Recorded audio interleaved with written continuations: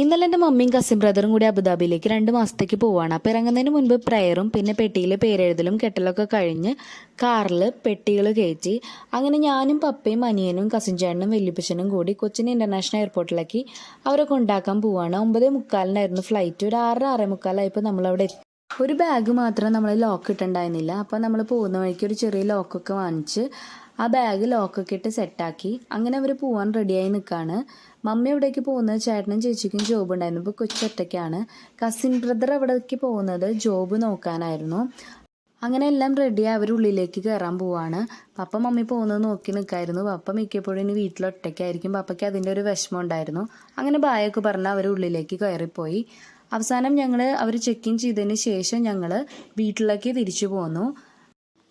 ഞങ്ങൾ വീട്ടിലെത്തി. ഇന്ന് പുലർച്ചയ്ക്ക് അബുദാബിയിൽ അവർ സേഫായിട്ട് എത്തി.